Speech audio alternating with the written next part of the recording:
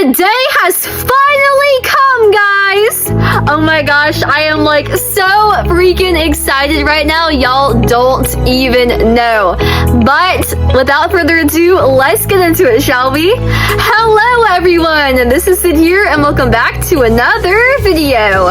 If you have been on my channel for a length of time now, and if you have seen my community post in particular, you probably know what I'm talking about. But if not, if you're confused, if you're like, Sid, what the heck are you talking about? Basically, I have posted lots and lots and lots about Arc 1 of my fantasy story. And I do have lots of other story arcs. I think I have like 5 right now. But I've been waiting for so freaking long to post about Arc 2, especially after I drew my Arc 2 characters earlier this February. And now the moment has finally arrived. I now get to talk about my Arc 2 babes. So yeah, basically fasten your seatbelts. It's gonna be a wild ride today. We're gonna dive straight into the story and talk about all of the juicy stuff. And I'm gonna be telling y'all all these characters and explaining their stuff to you. So yeah, if you're not already caught up with all the Arc 1 stuff, you might want to go watch those videos really quickly. But I don't think you necessarily need to know all of it in order to understand. And if you have already watched them, if you're completely ready to go, then without further ado, let's get started.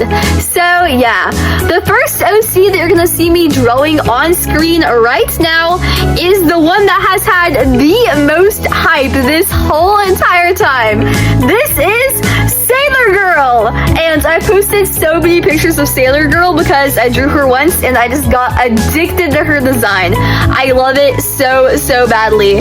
So I've drawn lots of pictures of her, and so many people have been wondering, like, who is Sailor Girl? What is her deal? What is her backstory? So we're gonna get into all of that really quickly if you just listen up and take a seat. So let's get started. Grab your popcorn and listen in. Basically, where we left off, right? Arc 1 ends, and Destiny saves the world, but she goes oof, right?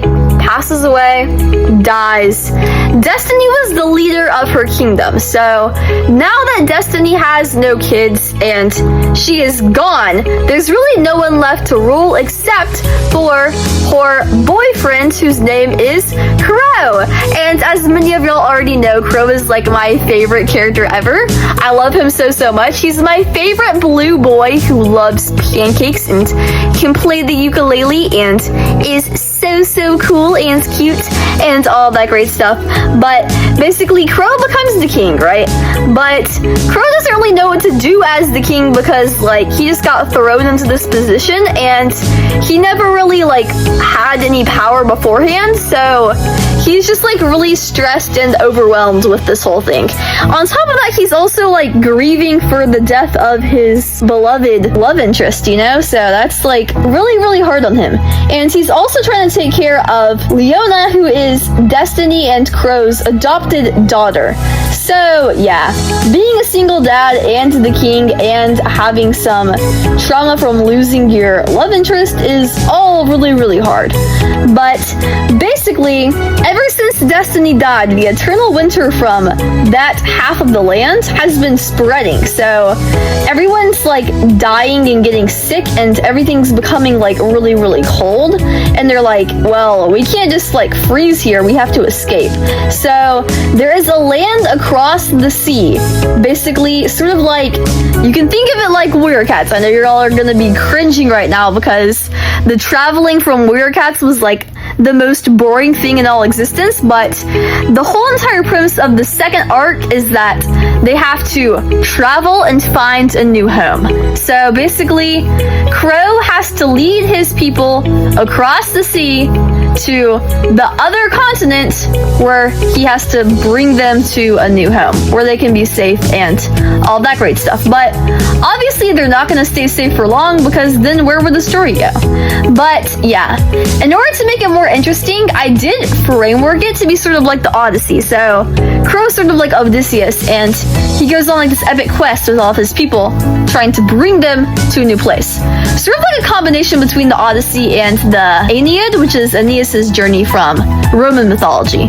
But basically, they encounter lots of like obstacles and monsters on their way there. But they also meet some new characters, the first of which is Nautica, aka Sailor Girl, aka the one in this drawing right here. But Nautica basically, Crow meets earlier on in the story, like they've known each other for a while, but they haven't really become like close per se. But Crow really needs Nautica's help because obviously Crow doesn't know how to like pilot a ship or how to get all these ships like across the ocean, you know? Especially like in a safe manner to be transporting like thousands of people from like one location to the next. So he has to enlist the help of all these like sailors and navigators and like all these people who have much more knowledge about like the ocean than he does. So he gets Nautica and her older brother Navis both on his side. But Nautica is this one girl right here. She is a sailor girl. Her design was inspired a lot by like Sailor Moon. I've never watched Sailor Moon before, so I am kind of like a fake fan, but I do love like the whole aesthetic and vibe of it. I feel like all their outfits are just really, really cute. And yeah, so she's a lot inspired by that. Basically, she's very, very like calming and caring and nurturing, but she has a very deep connection to the water and oceanic life and marine animals and all that great stuff and fish and seafood. She loves seafood, and she even opens up her own seafood restaurant later on when they actually make it to the land across the sea. So that's pretty cute and funny. But basically, Crow tries to learn like the ways of a sailor so that he can lead his people across the sea. And Nautica and Navis both teach him this. They teach him everything they know, and they're very, very patient with him and helping him overcome all of this great stuff, you know? So yeah, but Nautica really is just like a sweet and empathetic person, and she sees that Crow is struggling with the loss of destiny and with trying to raise Leona as a single dad, and she really tries to just like step in and, you know, offer a helping hand, give him support, because he clearly needs it, you know, like even if he is trying his best to hide it, he is definitely like struggling, and it is pretty obvious that he's having a hard time. So Nautica really just like is a person who's like there for him, and she's like, hey, if you need me, you know, like I'm someone that you can rely on, I'm someone that you can count on, I will be here for you. And he's like, okay, thank you. So Crow and Nautica do end up falling in love with each other, which is pretty cool. And I think some people thought it was cringe because, you know, throuples aren't really good, but I feel like Nautica and Crow and Destiny all like being together, I just think it's sweet because, you know, even though Crow does like Nautica now romantically, he still hasn't really moved on from Destiny, but he's found like acceptance, you know, like he still loves Destiny, undeniably. Destiny was like a huge part of his life, and he'll never be able to forget her or like completely remove the feelings that he had for her, and he still misses her like very, very much. But at the same time, like he knows that his life and his future is with Nautica. So yeah, I feel like Nautica is just a really, really cool person. They have a really, really sweet relationship. Everything's going very smoothly, and Crow is about to confess his feelings for Nautica, but then the big plot twist comes, and some of y'all already know because I've shared about it, but this is going to be like the official announcement. Nautica is a siren! Oh my gosh, I bet you didn't see that coming. But Nautica and Navis are actually both sirens. The way that magic works in my fantasy story is basically depending on like how your blood has been passed from like parent to parent, you can inherit the magic. And if you inherit the magic, then you can have either like full animal capabilities or like halfling capabilities. So for the oceanic side of things, like the full ability to be able to like completely transform into a shark has has been like extinct for a while. So the only transformation is the halfling transformation, to where you can only halfway transform into a shark, which is basically what the siren is. The siren's like the half human and like half shark sort of combination of the both of those.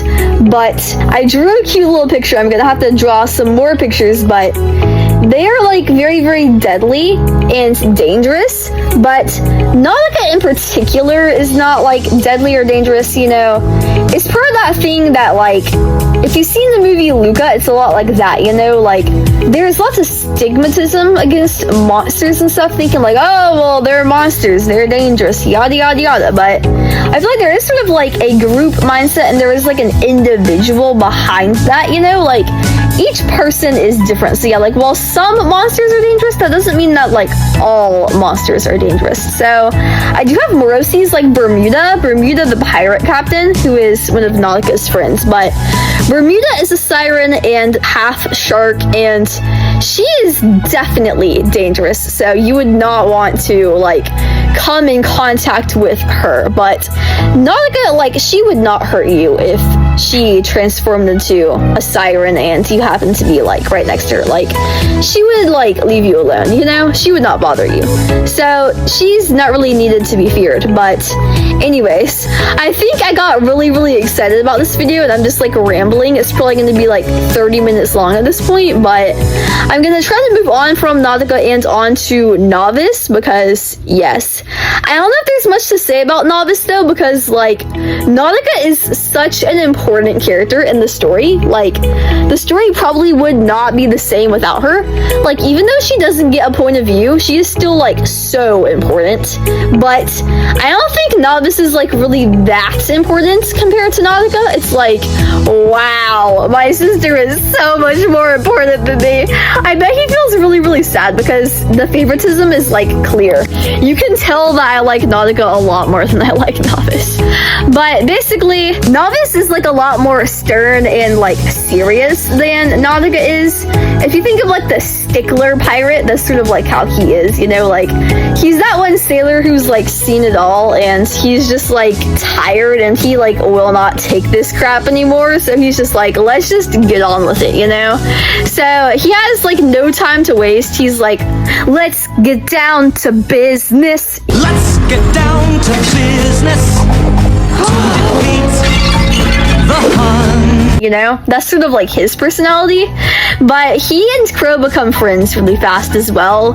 They just make really good buddies, and I feel like they complement each other, because Crow is definitely a lot more like lighthearted than Navis is, but at the same time, like, during this part of the story, Crow has sort of like lost his lightheartedness because of his depression from Destiny's death.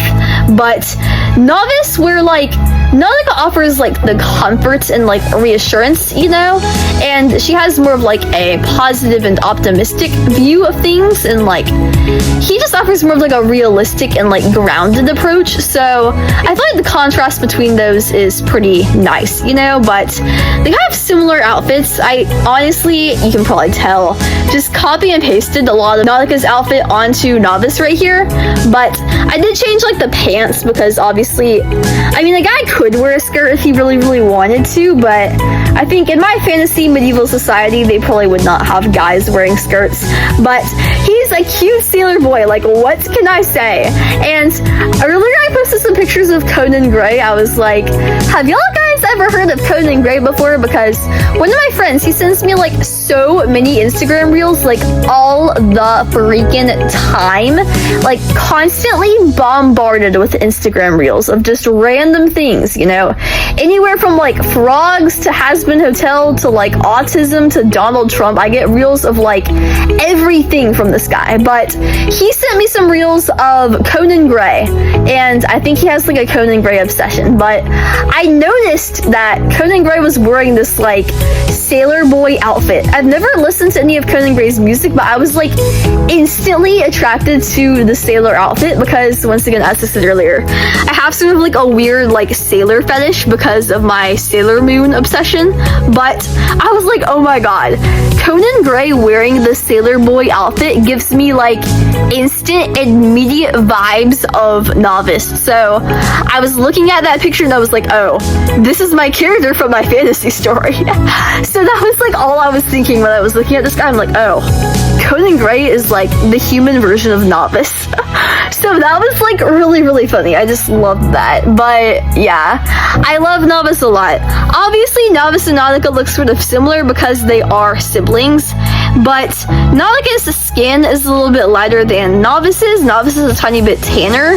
And Navis also has a bit darker of a hair color. But other than that, they look pretty much similar. They have different personalities and they're really just cute characters in general. But yeah, once again, if I don't get moving, this is gonna take like absolutely forever. But I have to move on to the next one. Basically, these characters are a lot less developed than Navis and Nautica are. It's just getting like slowly downhill as we go on through the video. But this character right here, her name is Anyah, and basically there's a tribe of people who live on the island of the moon, because there's like this huge archipelago that they go to on the way to the land across the sea, because the land across the sea is like this huge continent, but they accidentally land on like this huge chain of islands instead on their way there. And they're searching and they're like, well, maybe we could make our home on one of these islands, but all the islands have something wrong about them. This is where the Odyssey really starts to kick in, because if you've read the Odyssey, you know that they do land, first of all, in the place called the Land of the Lotus Eaters. But the Land of the Lotus Eaters, basically, if you've seen like Percy Jackson, obviously that's not like 100% accurate, but there are like some accurate details. In Percy Jackson, they go to like this casino in Las Vegas, and they're given this like lotus flower treat thing that like addicts them to the casino and makes them want to stay there for longer. And so they think it's only been like 3 hours at the casino, but it's actually been like 3 days, you know? But basically in the Odyssey, the Land of the Lotus Eaters, they have these lotuses and they eat them and they become addicted. And so they're like, well, we don't want to leave, we want to stay here. But it's not good for them to stay there because obviously they have to get back to, in the Odyssey's case, they have to get back to Ithaca. In the Anyah, they have to go to their new homeland, which would be Italy. But basically, in my story, there's sort of like a similar thing. They have like this flower, and the native people, like, they take them to their village, and they're like, oh, take a sniff of this flower. And so some of the people that were like scouting out the island, they like inhaled the fumes from this flower, and they were like, oh god, this flower smells really, really good. We're gonna like stay here forever. So yeah, that's basically what's happening here. But Anyah's like the daughter of the chief of this tribe, and she becomes the romantic interest of one of the scouts that goes over there. He's not really an important character, so you don't really need to know about him, but basically they're just like a group of hunter-gatherers, and they're just trying to prey on people who don't know about these flowers, and they're just trying to like get these people to stay so that they can like cannibalize off of them and all that great stuff. So yeah, the Land of the Lotus Eaters from the Odyssey. The Odyssey was a huge inspiration for me when I was writing this. There's not really much to know about her design other than the fact that she has like a more nomadic view. So I didn't really take like direct inspiration, like I didn't really look at any reference images, but I was sort of going for like a Native American feel, you know? So like more earthy colors with the browns and like oranges and all that great stuff. I tried to do like some more like robes, you know? And I tried to give her like this big like skull on her head because I thought it was pretty cool. I do imagine these ones can transform into like deers perhaps, because I think deers are pretty cool animals. I know like deer, the plural of deer is just deer, but I'm gonna say deers because that just makes it easier for me, guys. Like, how do you know if I'm saying deer, if I mean like one deer or like a whole group of deer? Like, you don't. So deers it is, guys. Deers with an S. But yeah, she can transform into a deer, or they can transform into deers. But she has these nice big ears on the side of her head. She has these two nice long braids and these beautiful green eyes, and on top of her ear you can see the flower right there. So I based the design off of the Silent Princess from The Legend of Zelda Breath of the Wild. That's like a motif throughout there. It's a really cool sentiment when you see at the end of the story. It's like, the Silent Princess. We have tried to bring it back, but it can only grow up in the wild. This one here is called the Silent Princess. It's a rare, endangered species. Despite our efforts, we can't get them to grow domestically yet. The princess can only thrive out here, in the wild. All that we can hope is that the species will be strong enough to prosper on its own. Or something like that. I'll play the cutscene for you right here. But I just think it's like a cute and like powerful moment. I was like, I need to capture the energy of the silent princess and like capture it and put it into this character somehow. So yeah, I really wanted to get that whole like naturey, like wilderness aesthetic and pour it into her design. But anyways, that is Anyah from my story. And the last character from Arc 2 that I'm going to be drawing today is Cecilia. And I actually, like, once again, as I said earlier, I drew these designs in like February. So even though I post videos literally like every single day, I'm still somehow like so far behind. So I literally drew all these pictures, like, not gonna lie, 3 to 4 months ago. But I'm just now uploading them right now. Since then, I've sort of like become not a huge fan of her design, but I'm trying to wrap my head around it. I really wanted to go with like candy vibes, if that makes any sense, like light pinks, light blues, light yellows for just like that whole eye candy vibe. But if you want to try to draw me a new design for Cecilia, then like go ahead and I'll see what we can come up with and see if I have any good inspiration for that. I based her off of this one because I usually design my OCs in like a pic crew before making them in my art style, just so that I can have like an idea of what I want them to look like. But I just don't like how my picture of her turned out. I don't know why. But instead of just sitting here and complaining, I'll actually tell you about Cecilia's character. If you know about the Odyssey, once again, basically a huge thing that they do in the Odyssey is they go to Circe's island. Circe is basically like a sea witch, sort of like Ursula from The Little Mermaid, but she like traps sailors on her island and she turns them into pigs. I don't know why, but she just does. So she has like all these wild pigs like roaming around her island, and all the men land on this island and they're like, well, what are all these pigs doing here? And like obviously at that point in time they don't know that all these pigs like were humans, but they just like see all of these pigs right here, and I'm like, well. And then Circe lures them into her house and she's like, oh, drink my potion and blah yada yada, I'll make you powerful, whatever. And so they do that and then she tricks them into becoming pigs. But basically on the archipelago, the chain of islands, they go to Circe's island after visiting the Cyclops. I didn't draw the Cyclops because he's not like a main character. He's not a Cyclops, he's more like a werewolf, but the idea still like implies, you know, how to incorporate every aspect of the Odyssey into here somehow. But Cecilia lures them into her house. She's like, can I treat y'all guys to something? Because, you know, they've been sailing for this whole time and they're like, we've only had seafood and like raw fish for the past like 10 days. So they're like, yes, we would love to have some like sweet, freshly baked pastries, you know?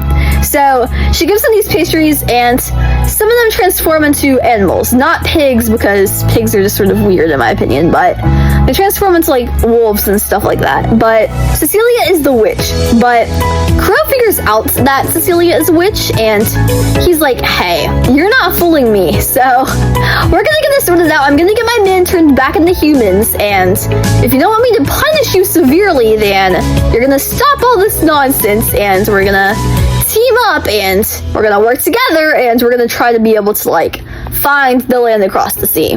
So yeah, she's able to make like a prophecy for him, like you'll be able to reach the land across the sea doing XYZ, and they team up in order to fight the Sirens and the Scylla and Charybdis. But I'm not gonna be talking about those either. I think I need to make a video where I just like talk about the books in general, because like there's a fear in me that if I talk too much about them, like they'll get stolen. But at the same time, especially Arc 2 is literally just like the Odyssey but with my own characters instead of the Odyssey characters.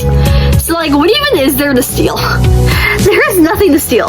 But yeah, basically this is my version of Circe, I guess you could say. I don't know why her name is Circe, because if you know, like in Latin, C is pronounced as K. So instead of like Cena, like how it is in Spanish, it's Cana. And that's how we get like all these hard K sounds that are in English, like, you know, K9, as in like dog or wolf, comes from Latin canis, which has a K sound but has the C letter at the beginning. So I don't know why it isn't like Kersey or like Kirky instead of Cersei. I don't know like where the S sound comes from, but whatever. Hey guys, I'm sorry if this clip sounds a little bit different from the other one. I am recording it separately because I did forget to mention this, but I just wanted to say really quickly, like, if you are a Latin nerd or an Odyssey fan, you probably know this, but in the original version of the Odyssey, Odysseus and his men go to Cersei's island and they stay there for like a year, and Odysseus and Cersei, to put it lightly, they do some like very scandalous things together, and it's not very good. But I just wanted to clear up and say, like, that does not occur between Crow and Cecilia in my story, and it's like all good, you know, like nothing bad happens, nothing scandalous or anything like that. So yeah, I just wanted to like clarify that in case any of y'all were wondering. But yes, so yeah, you know, Crow is my bestest boy. He would never do such a thing. He's very, very pure and good and genuine, and he would never do that.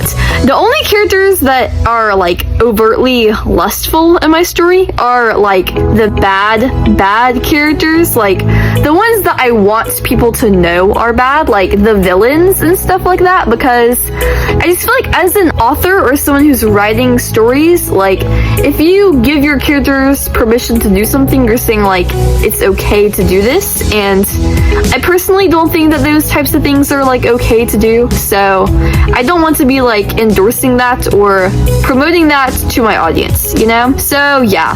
Also with Calypso, because a very similar thing occurs, although Odysseus stays at Calypso's island for like 7 years, which is like actually insane, but Calypso doesn't even like exist in my story or like my version. There is no Calypso, and there is no like Ogygia, which is the island that Calypso lives on as well. So Calypso and Cersei are just basically the same character, and none of that bad, scandalous stuff occurs in my story. So yeah. Anyways, this is my version of Cersei, and her name is Cecilia, but she's basically just a cute little witch and all that great stuff.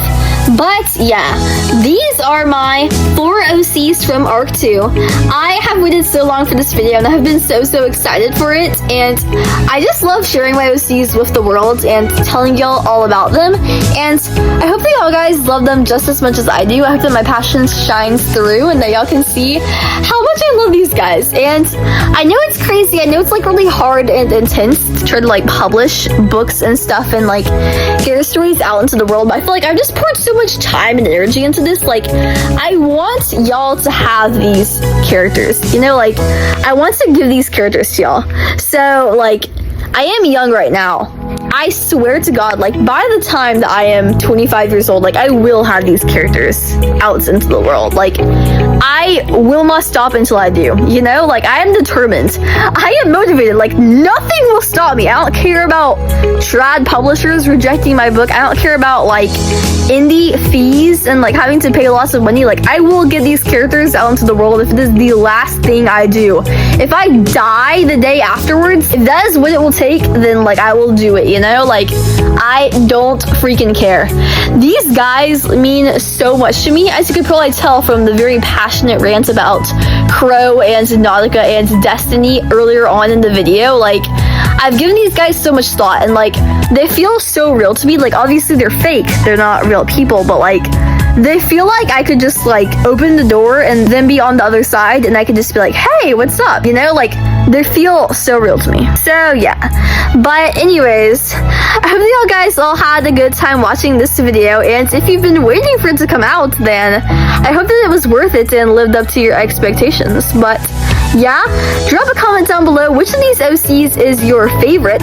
Do you like Sailor Girl Nautica, her older brother Navis, our tribal girl Anyah, or Cersei the Sea Witch Cecilia? Let me know down below, and comment if you want me to talk more about my OCs and fantasy stories, and I will be more than happy to do so. I love them so much, and I'm just so passionate about them because I just love them so much. Like, oh my god, my dream in life, which is really why I want my YouTube channel to grow, is for me to be able to talk about these characters and to draw these characters for a living, like how the Starfish Face does on her YouTube channel. She draws her little guys and she talks about them, and like she gets paid money to do that. So I would love for that to be like my life and my career. If you want to help me make that possible, then please click like and subscribe, because it always helps me out so much when you do, and I really appreciate it. It helps to boost my YouTube channel into the algorithm so that more people like you can see my videos, which is always such an amazing thing, because it is good when my YouTube channel spreads and I get more people in my audience and engage with my content and all that great stuff. Basically, in order to get monetized on YouTube, you have to have 1,000 subscribers, and you also have to have like 4,000 watch hours. So I do have like twice as many subscribers as I need, but I just need more watch hours. So if you really do want to help me, please just like watch my videos. Like click on my playlist I have linked down below. I have playlist of like OCs and original stories and like playlist of Speedpaints. Just like watch my playlist. Even if you don't want to like sit there and watch it, like watch it while you're drawing, or like just have your phone running while you're doing the dishes, or like while you're doing the laundry, you know? Like please just like watch my videos and share the YouTube channel with a friend if you want to. I'm sorry I'm promoting myself so much, please forgive me. I know it's kind of cringe, but yeah, if you do want to see more of my content, I post videos very frequently. I upload short form videos multiple times every single day, and I upload long form videos multiple times every single week. So no matter what, I can almost guarantee that you will always have something fun and interesting to watch, and you'll never be bored.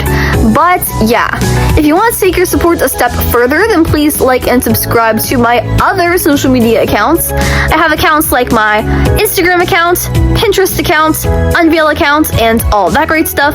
On my Unveil account in particular, you can read more about my OCs and all that great stuff. So yeah, I'll have links to all of that in the description box down below. But anyways, I hope that you guys will have an amazing rest of your day, and I will see you all in the next video. Always remember that I love you, and goodbye, eat more waffles, and peace out, Girl Scout.